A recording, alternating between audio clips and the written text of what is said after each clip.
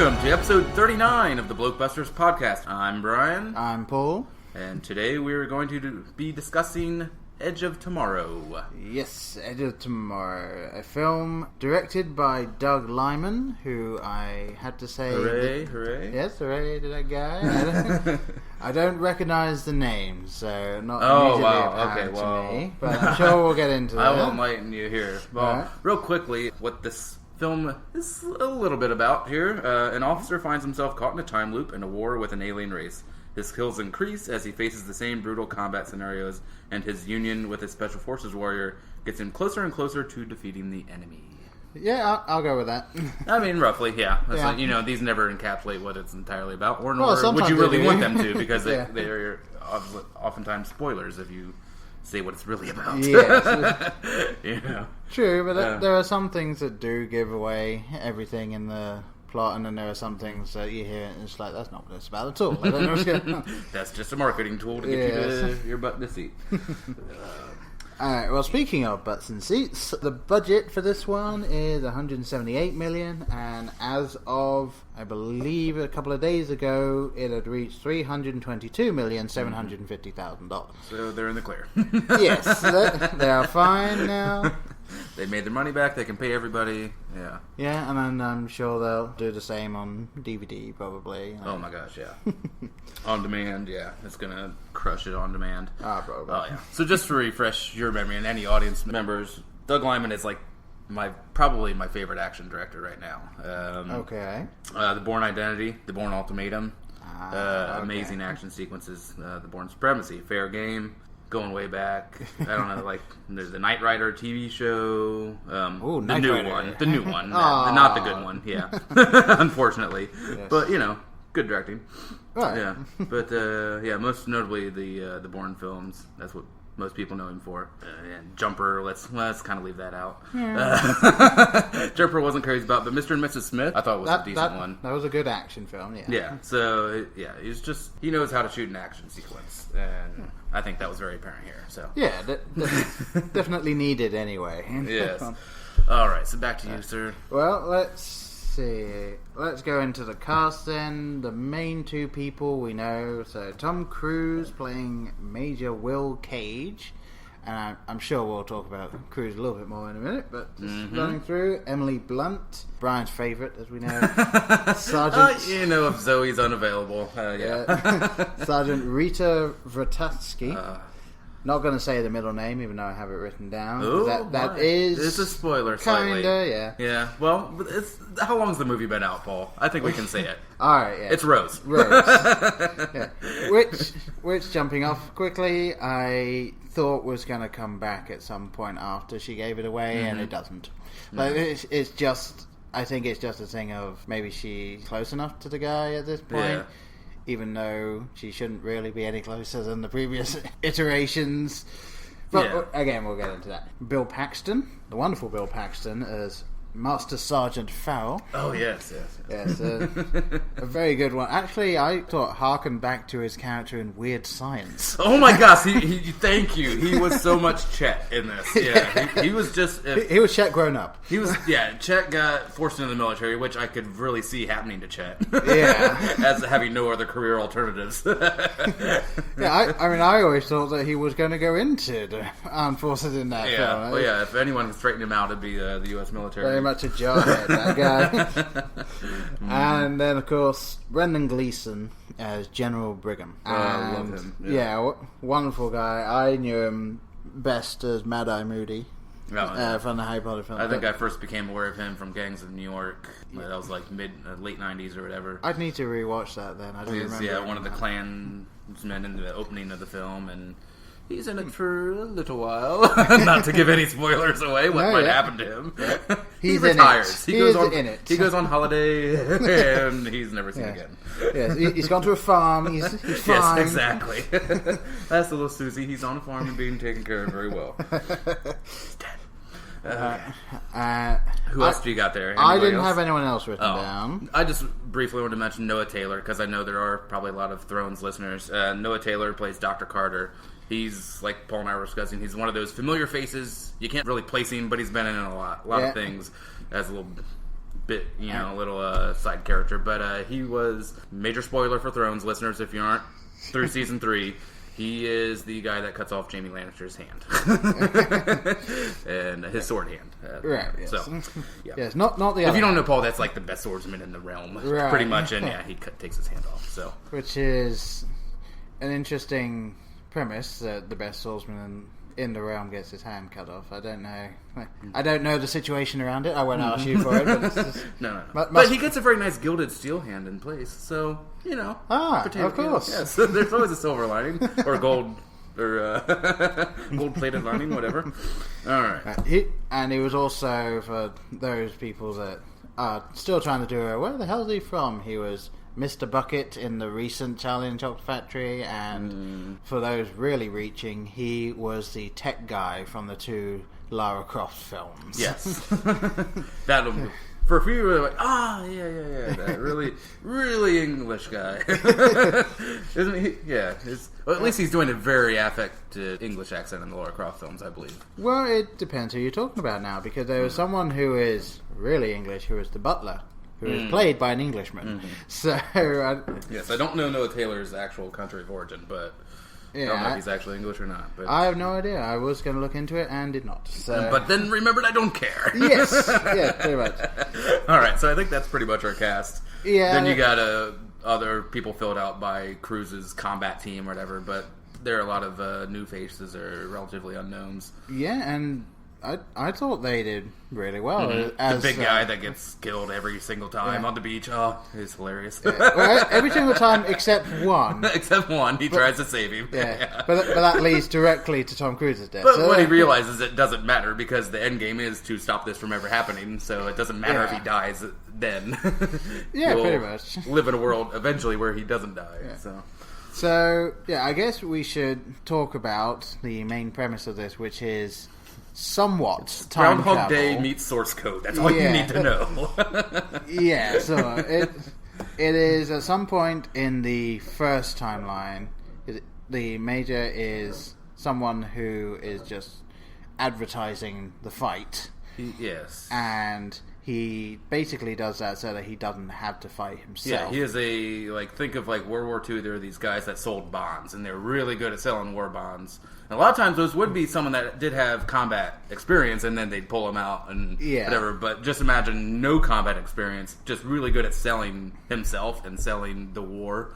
A marketing executive, basically. Yeah, and just, the stripes on his arm just symbolic, pretty much. I don't know how he managed to get to that rank with absolutely no battle stuff there. That's never really... There has to be something, there has to be a bit of nepotism there. His father must have been somebody, or grandfather must have been somebody in, an old war. Yeah. That's the only way you're really getting ranked up without doing your time. Yeah. I don't know. Well, not really relevant. No, but. So anyway, this of course comes crashing in on him.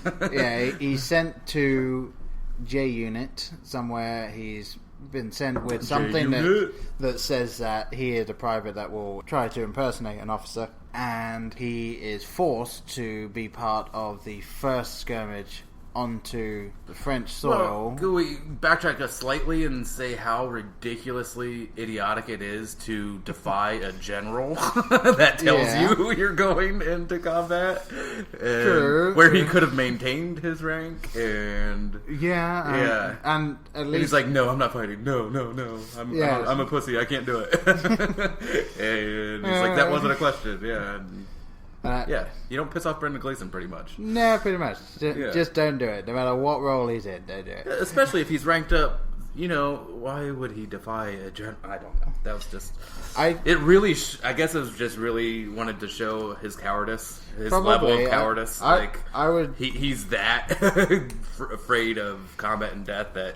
he will tell a general to go fuck himself. I'm not going in there. Oh, yeah, probably. He does say in the scene that the entire reason he took the job he's in was specifically so he would never have to see combat. Yeah. Because he just can't do combat, so... Yeah. Ew, bloodzicky. Faint in the sight of blood. He should have brought that up. Give himself a paper cut. You want this guy out there? No. Just imagine Niles from Frasier on the battlefield. That would be But this guy.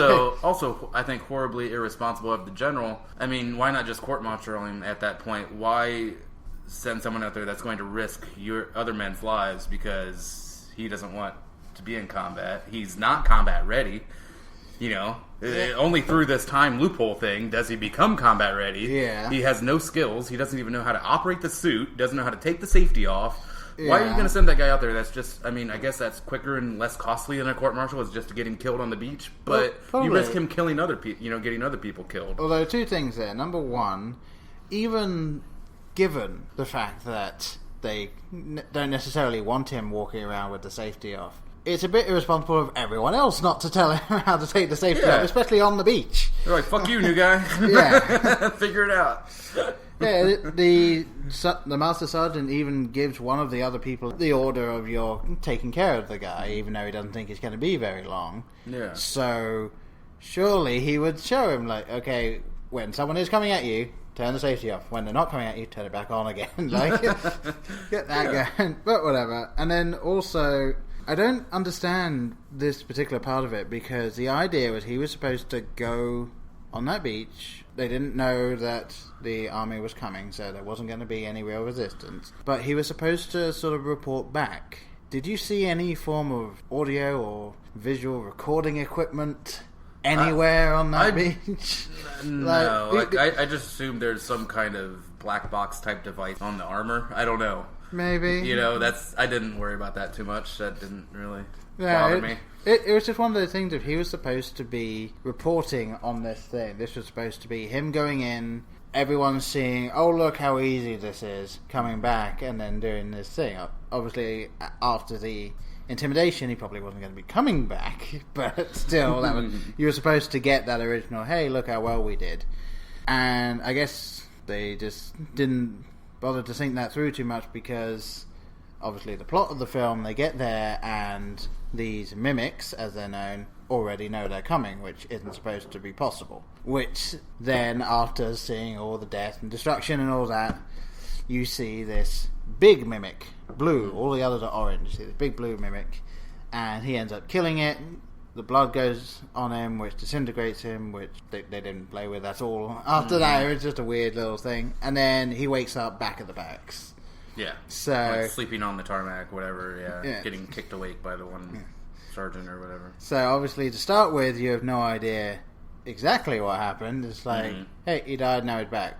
What's the deal? And then, as it goes on, you come to find out that if you apparently kill the alpha, which is the blue one, and get its blood on you, that's very important, or the blood goes into your bloodstream, then the day will reset, and you will reset as well, because if the alpha has killed the omega, this nice big plant-ish thingy, will reset the day, and yes, because everyone essentially will know. The alpha's powers are imbued onto you, right? Like you get given the alpha stuff.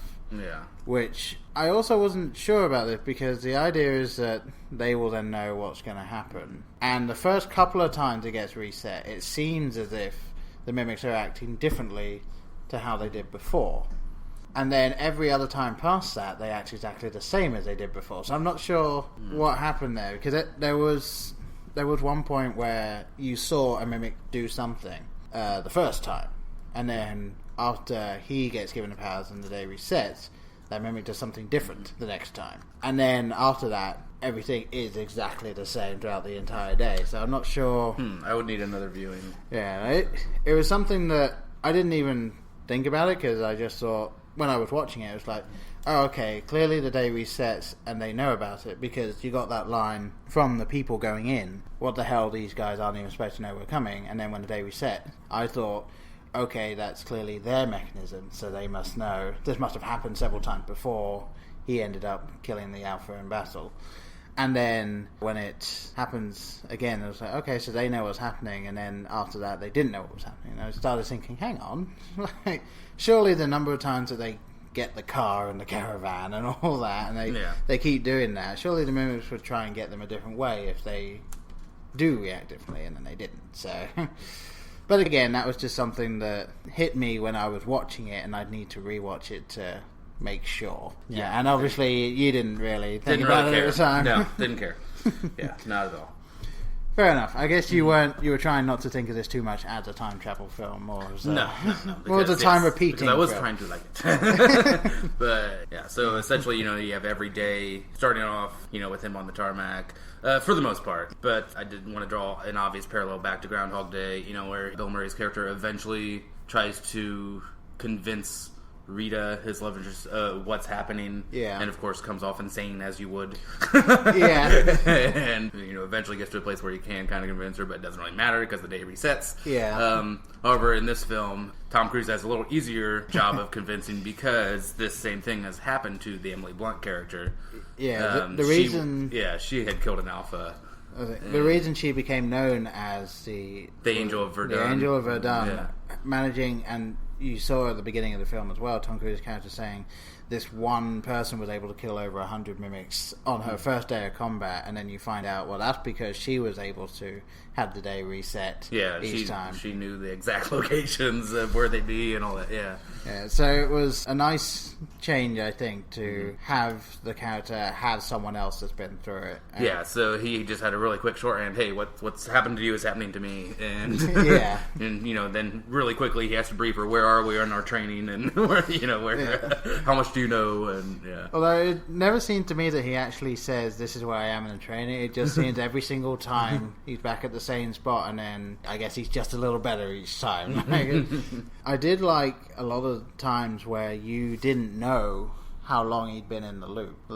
Kind of the same as Groundhog Day, but even more so. Like Groundhog Day, it's going to reset at like 6 a.m. or something every day. This, as long as he stays alive, I assumed, he still stays in... he's in a loop until he gets killed again. He has to die, and she says at one point he has to die during the day. Like, during, I guess, a set time period, but it's not like they ever really test it.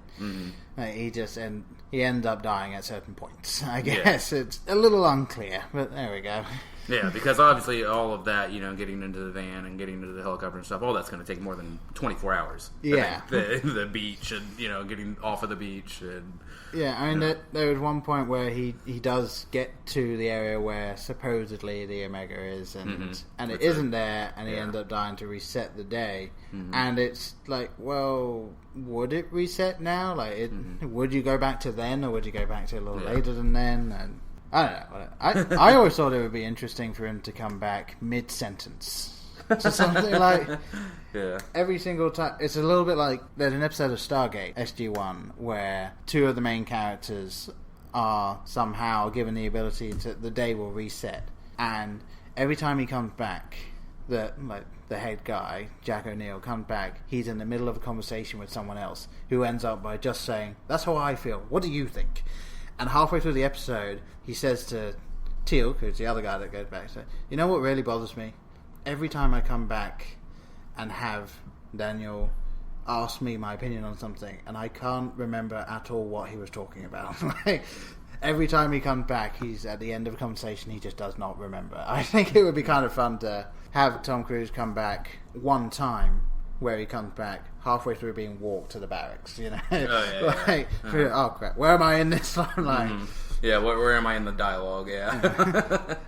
And then also it would show you there was a time limit. Like, say he'd stayed away after the sun went down and then died a little later, and he came back later. Like, oh no, now I have less time to do all this in.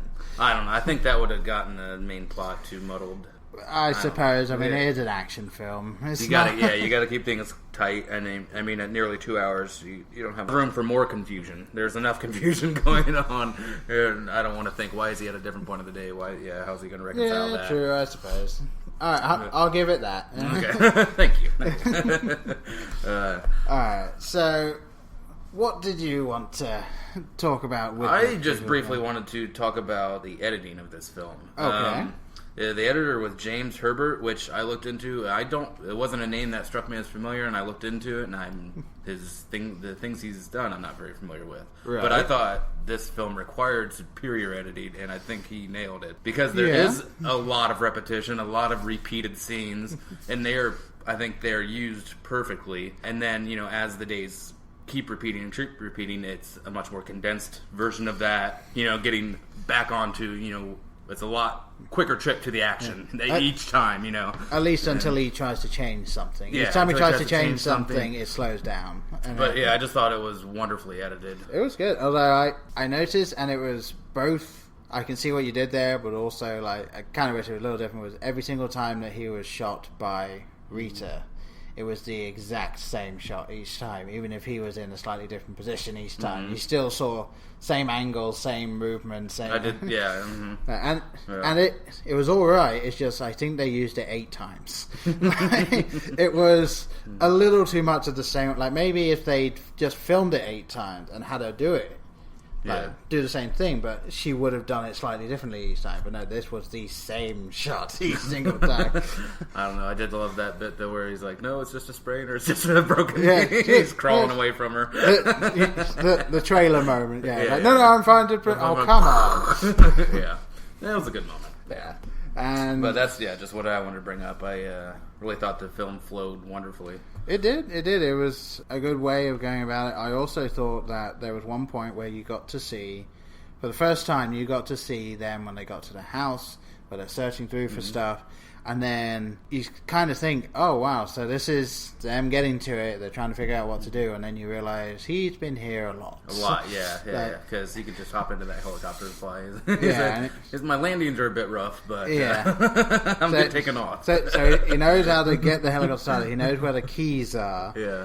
And he's keeping that from her because every single time he takes off, no matter what he does, she will die. Yeah, and he doesn't want her to die. And so it was a really good idea, I think, that she finally realized, hang on, we've been here before, why aren't we moving forward? And then starts to see why he doesn't want to move forward, which is the point where she gives out her middle name. Mm-hmm. And that is also the time where he goes and finds out that where they think the Alpha is, thanks to these visions, is absolutely not where they are. Yeah, it's just been tricked by the Mimics or the Omega to project those visions. I thought that was good. I was wondering as they were going through, okay, so they're getting these visions, and she said that she never found the Omega in her time, even though she was getting the visions. So I was thinking, well, is it really going to be there? Would the Omega be on the battlefield? And then obviously this next time it's in a dam or something somewhere, and then it wasn't there.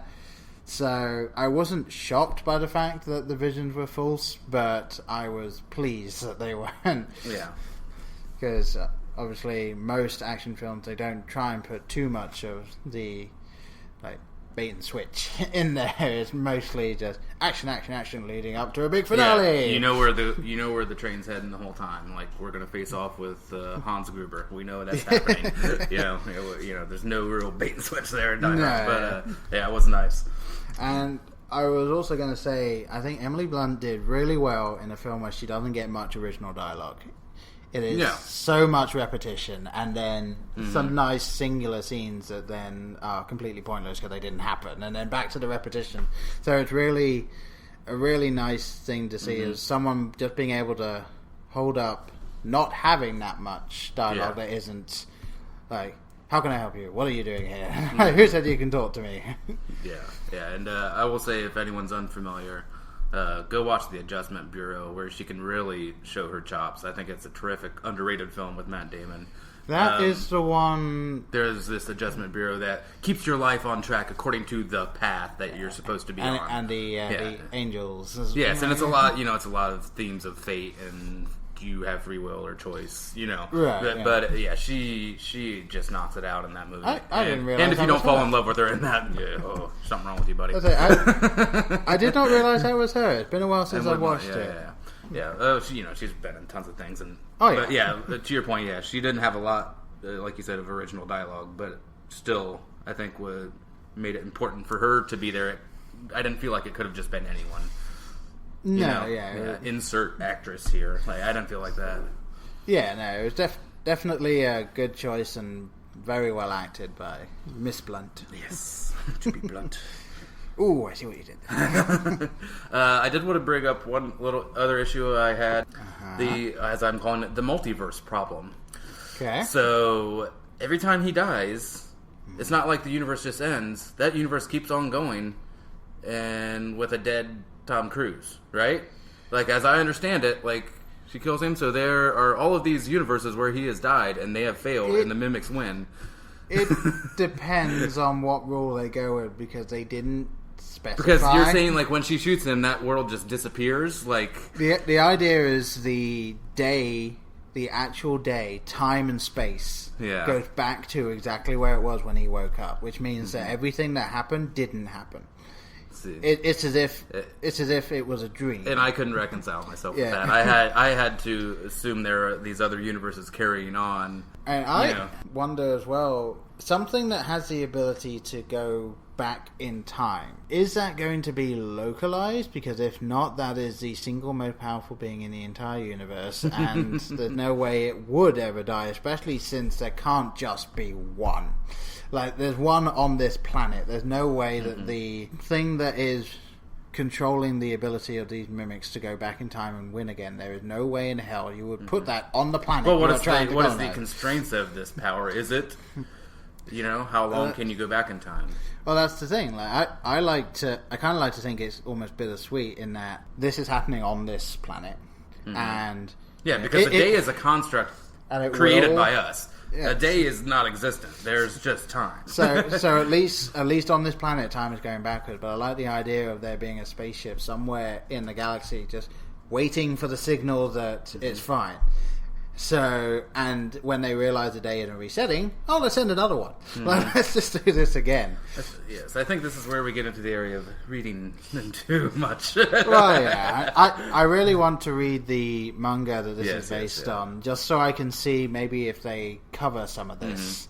Or if they give a reason for the apparent only source of the power to be on the planet. Because they do state that and then we come to my point of all time travel films, is that you cannot completely explain what the hell's happening. Because you just have to have kind of a short-term, very concise explanation, and, okay, don't think about it any harder than that.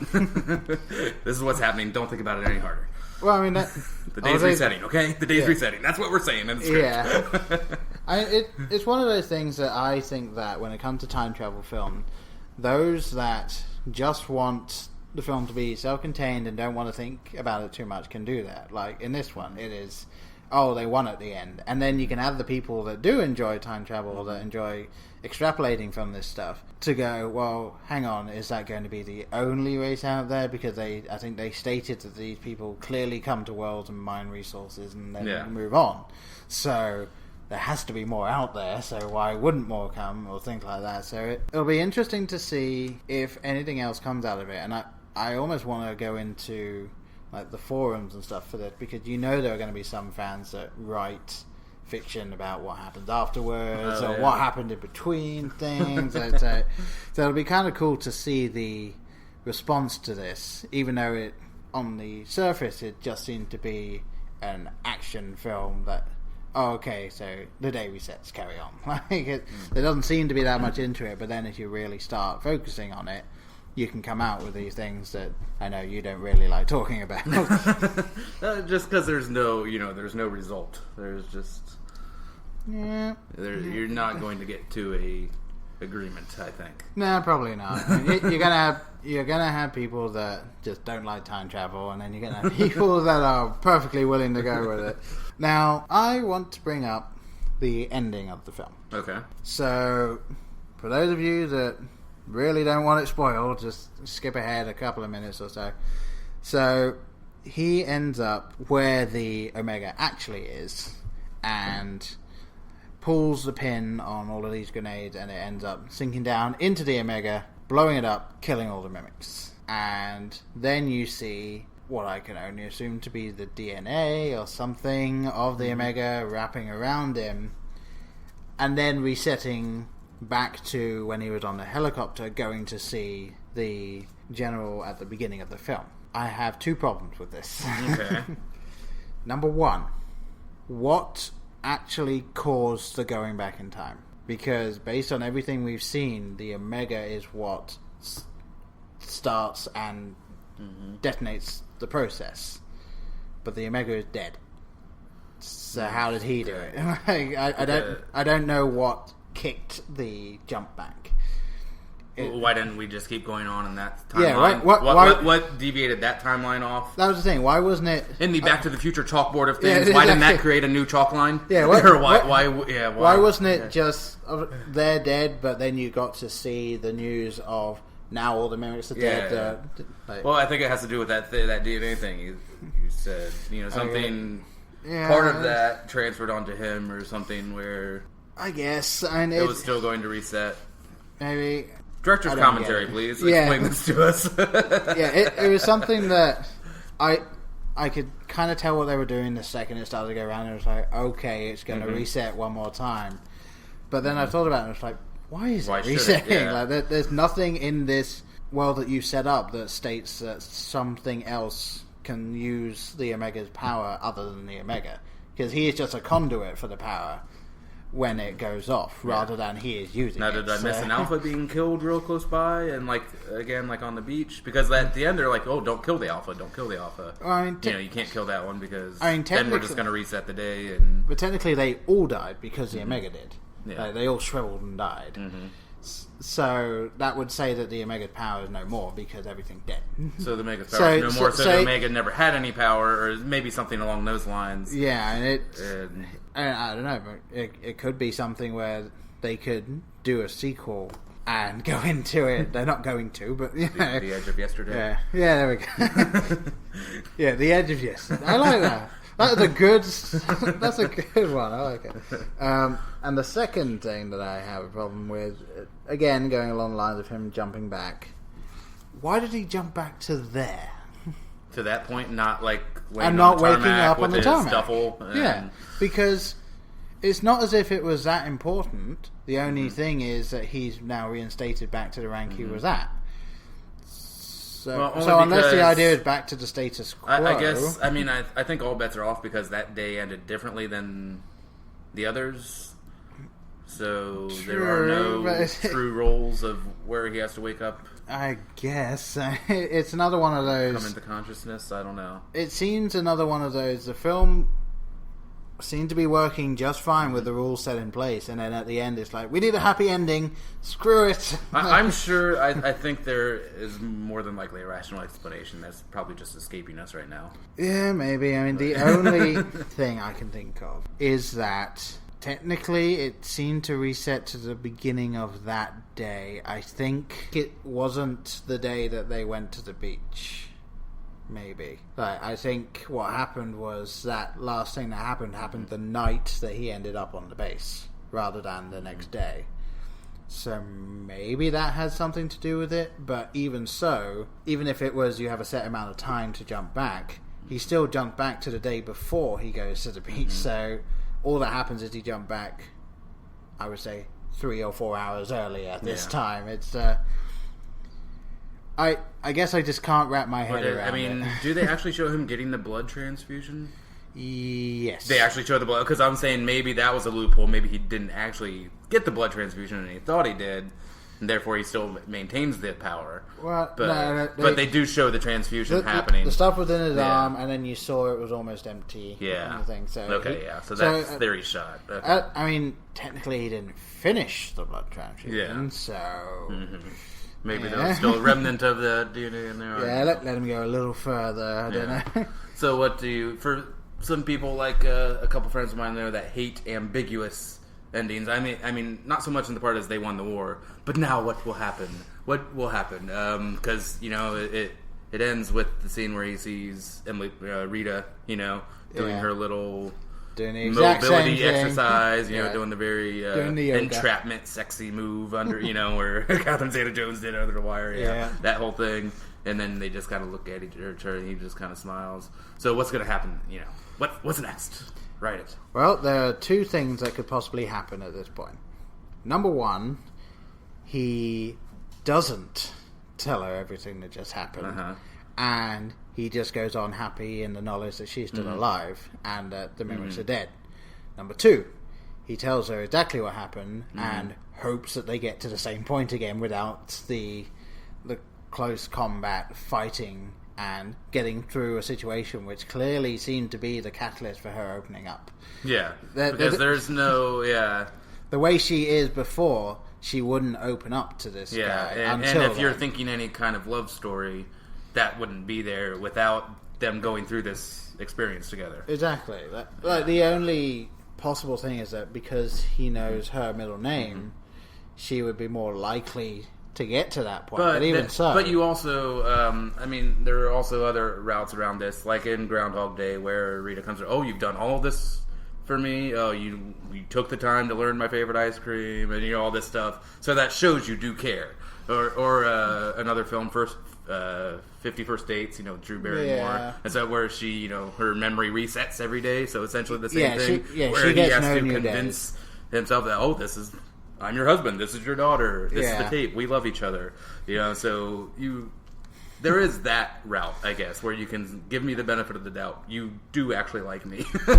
True, but your middle name's Rose. You used to drink coffee with your father. Blah blah blah, and that's why you love coffee so much. I would say there is a slight difference between Rita in Groundhog Day and Drew Barrymore in 50 First Dates and Rita Vratansky. Yeah, as in she is known as the Full Metal Bitch. Yeah.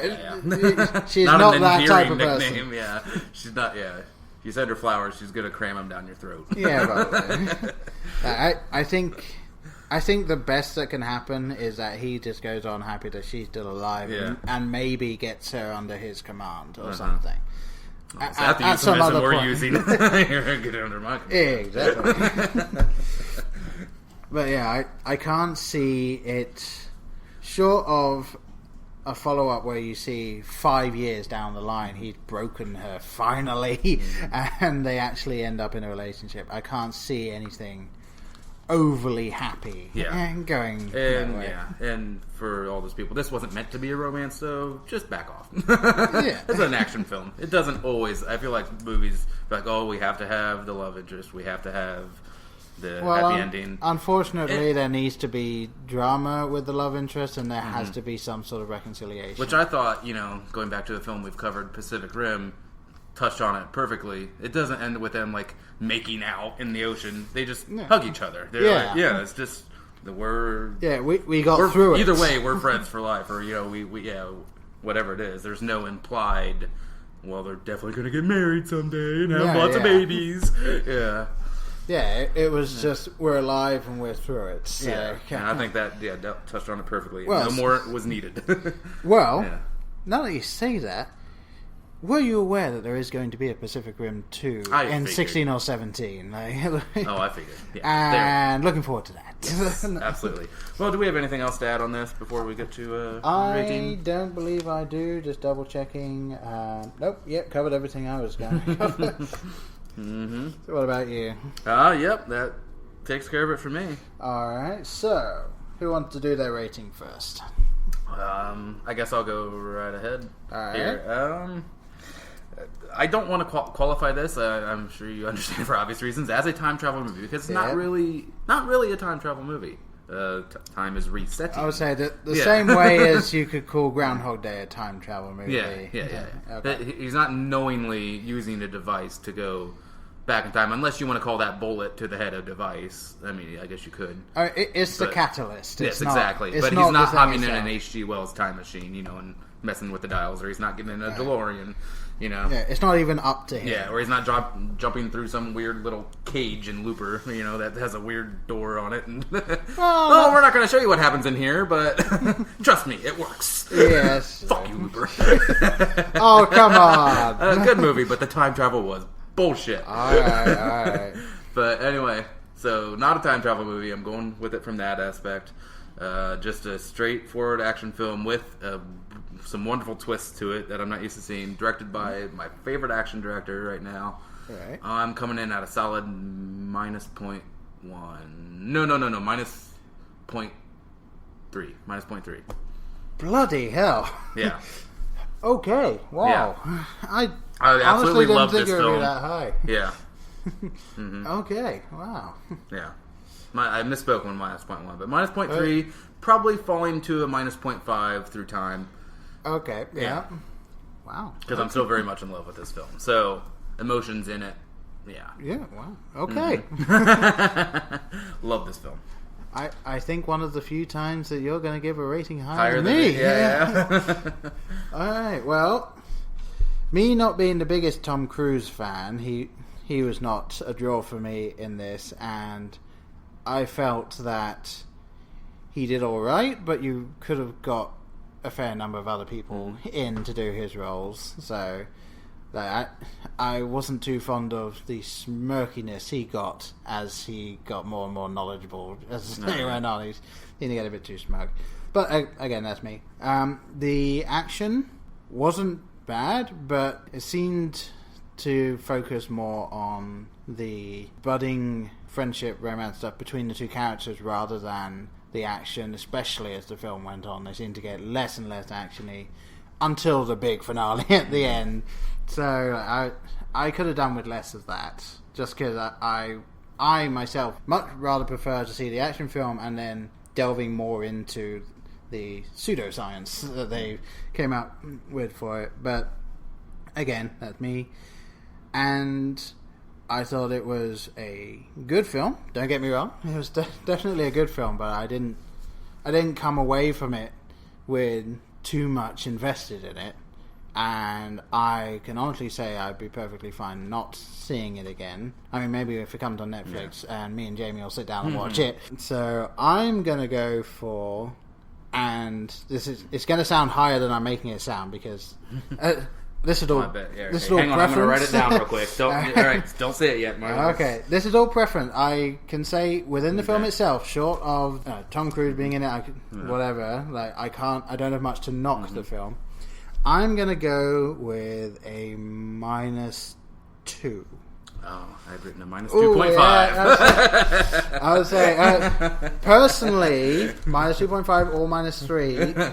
But the film itself, again, can't knock it too much other than the real, just, I guess, Hail Mary at the end where it's like, we're just going to give you the happy ending you want. Like, so yeah, for the most part, they stayed within the universe that they created and the rules, and they didn't deviate too much from the actual action when he started to realize he couldn't change anything, which I liked. I liked that very quickly he realized he couldn't change it and then just gave up on that entirely. It's like, I'm going to see how far I can get. So, yeah, I mean, a -2 for...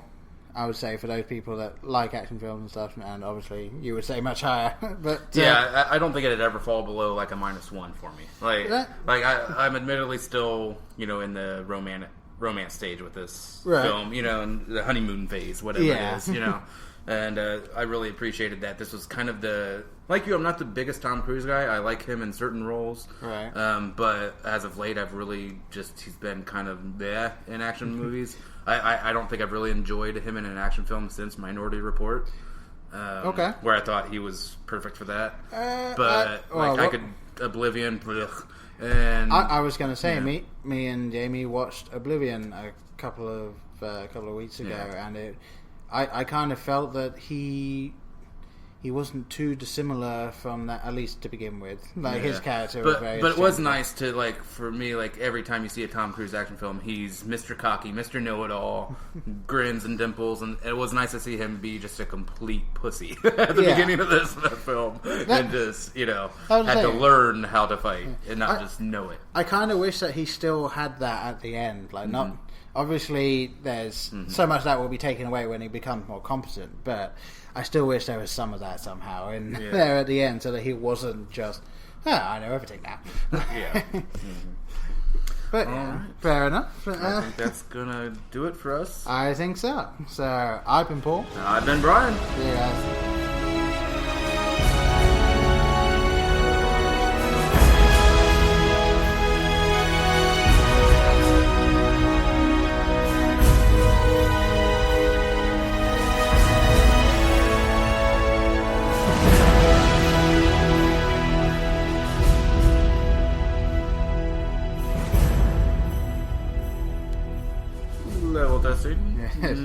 Testing the levels, very creative level testing.